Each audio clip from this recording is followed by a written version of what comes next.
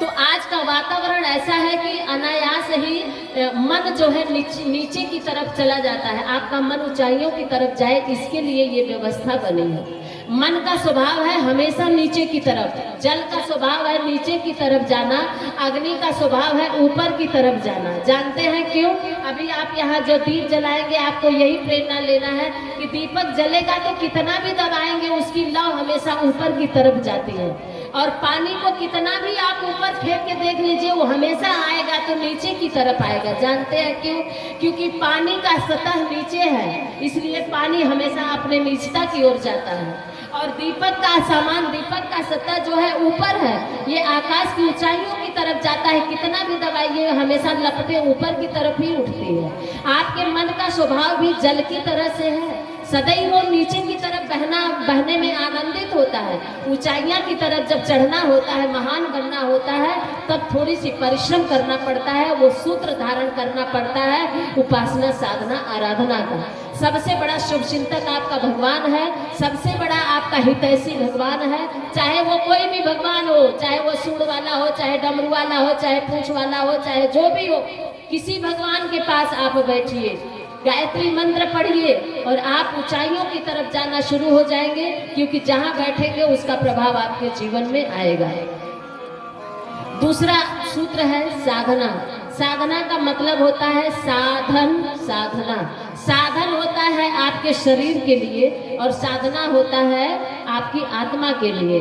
साधन आपके घर में अगर नहीं है, हैंड पाइप साधन है, पंखा साधन है, चूल्हा साधन है, अगर ये साधन नहीं है तो आपका शारीरिक क्रम बिगड़ जाएगा, आपका शरीर सुरक्षित नहीं रहेगा। भोजन नहीं करेंगे तो भोजन, रोटी साधन है, इस साधन को आवश्यक है, शरीर को जरूरत है, इसलिए होना चाहिए। लेकिन आत्मा का साधन नहीं, आत्मा का साधना है। जैसे शरीर के लिए साधन नहीं है तो शरीर मर जाएगा, वैसे अगर आत्मा के लिए साधना नहीं है तो आत्मा मर जाती है। और आज मेरे भैया भाई बहनों, आज आत्मा मरी हुई है।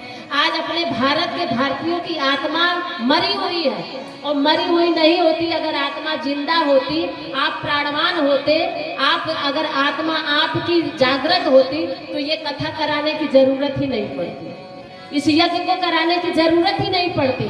आप स्वयं में इतने जागृत आत्मा होते, बस आत्मा को जगाने का, आत्मा को स्ट्रांग बनाने का ये सब उपाय बनाया गया है। तो साधना जब करेंगे तब आपकी आत्मा जागृत होगी।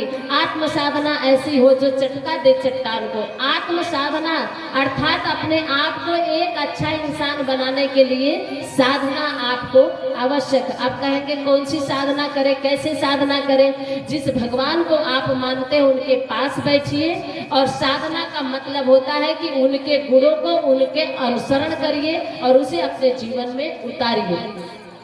दूसरा होता, अब थोड़ा सा एग्जाम्पल से बता दें आपको, जल्दी जल्दी आगे बढ़ते हैं। दूसरा एक साधना का एग्जाम्पल से बता दें। आप लोग मदारी वाला बंदर देखे हैं कि नहीं देखे हैं? बोलिए, देखे हैं ना? डमरू बजाता है तो मदारी वाला बंदर नाचता है ना। यहाँ तक कि बंदरिया को ससुराल पहुँचाने जाता है बंदर, जाता है कि नहीं जाता है?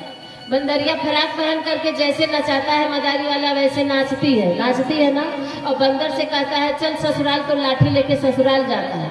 हमने भी देखा है बचपन में बंदर का खेल, तो आप लोग भी देखे होंगे। अब आपको ये क्यों बता रहे हैं? जो बंदर इस पेड़ से उस पेड़ पर दिन भर उछलता है, धूप में, गर्मी में, ठंडी में इधर उधर उछलता रहता है, पता नहीं एक को टाइम कुछ भोजन मिला, आपके घर से रोटी चुरा के ले गया तो मिल गया, किसी पेड़ पर से कोई फल तोड़ के खा लिया तो मिल गया, नहीं मिला तो दिन भर भूखों भी रह जाता है। उसी बंदर को जब एक मालिक के हाथ में पड़ जाता है, उसको डोर में बांध लेता है और बांध करके उसको कुछ अनुशासन सिखा देता है, बंदर को नाचना सिखा देता है।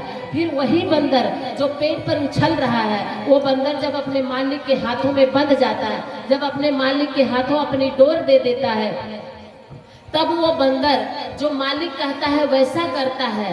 और कहता है नाच तो नाच, कहता है ससुराल जा तो ससुराल जा। तब वो बंदर लास्ट में क्या करता है, अपने पेट के भरने के लिए भी व्यवस्था बना लेता है और अपने मालिक के लिए भी उपयोगी हो जाता है। वो बंदर जो उछल कूद रहा था, जिसका कोई पूछने वाला नहीं है, उसका योग क्षेम करने वाला कोई नहीं है, जब मदारी वाले के हाथ में, उसके अनुशासन में हो जाता है, तब मदारी वाला उसको उसकी देखभाल का, अगर बंदर बीमार पड़ जाए तो वो दवाई भी करता है, बंदर को पेट भरता है, बढ़िया बढ़िया बंदर को भोजन कराता है। क्यों?